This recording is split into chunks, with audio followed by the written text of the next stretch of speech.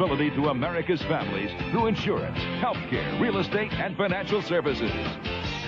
It's halftime at the Forum with the Lakers leading the Bulls 57-53. Michael Jordan leads all scorers with 22. Shaquille O'Neal has 15 for the Lakers. Hi, everybody. Hannah Storm along with John Spider Sally and Peter Vesey, and we'll hear from them shortly. First, Lakers phenom Kobe Bryant, just 19 years old. He's been voted by the fans to start in next Sunday's All-Star game, making him the youngest player in NBA All-Star history. Bob Costas spoke with the Lakers' second-year sensation. A week from now, you'll be introduced not just as an All-Star, but at age 19, the youngest starting All-Star ever. This is a big national coming-out party for Kobe Bryant. The stage is set, Madison Square Garden. You know, I've never fully played the game there ever before. I just heard stories about it, and I can't wait to get out there, hear the introductions, run out there on the court. New York City is going to be bananas, but that's what I'm looking forward to. You see similarities in his game as well as my game, and I think if he maintains a certain mental approach, he can become a great professional basketball player. All these Michael Jordan comparisons, very flattering, obviously. Would you agree with this, though, that even if it's possible to imagine a player somehow as good as Michael Jordan, the circumstances will never be the same? So there'll be a first Kobe Bryant, a first Grant Hill, but there will not be another Michael Jordan. Yeah, that's exactly what I'm trying to get at, what I want people to understand. You know, when Dr. J was retiring, you know, Michael came into the league, and people were comparing Mike with Dr. J. People always make comparisons, but it's up to the own individual throughout the years who's going to create his own identity. We've got a little show going on here between number 23 and number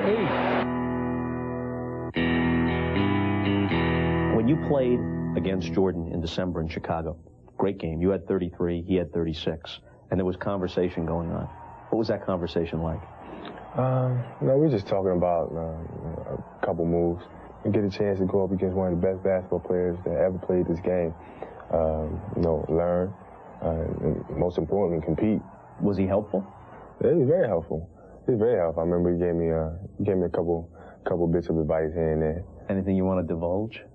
No, I can't give you all that kind of information. If I tell you, I have to eliminate you. Well, in that case, withhold it.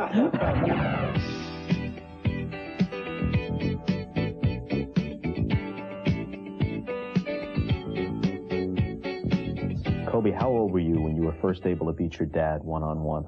14. 14? 14, that was the first time I ever beat him. Was that a big moment? It was a big moment for me. You know, my father used to beat up on me a lot. And then my mother would come outside and watch the games, and he would stop throwing elbows all of a sudden, stop cheating on the score, and I got him. That's the last time I played him. Your parents moved in with you in Pacific Palisades. How's that working out? Oh, it's great. It's beautiful. I have my parents there with me. They're my backbone. It's been like this for 19 years. So I didn't see any reason to change it simply because I made the jump to go to the NBA.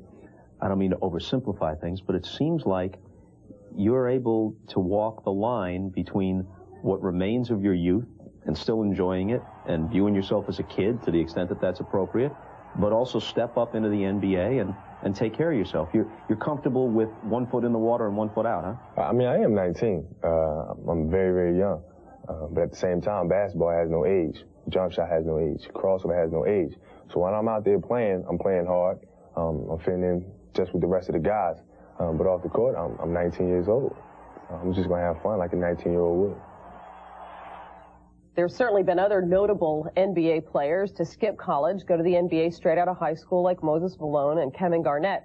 But unlike those players, Kobe Bryant has a dad who played in the league. How much of a head start is that giving him, John? That's a huge head start. I mean, his father was a pro. His son becomes a pro. You're happy, you know, any kind of job. He was born into the NBA, and he was over in Europe with his father, so he got to see things, a different perspective on life. So he came here as a 19-year-old kid, but with a life of a 30-year-old. So he's well advanced. I thought it was from hanging around Julius down in Philadelphia, actually. Yeah. Julius Irving, you remember him? Yeah. My ex-partner? Julius.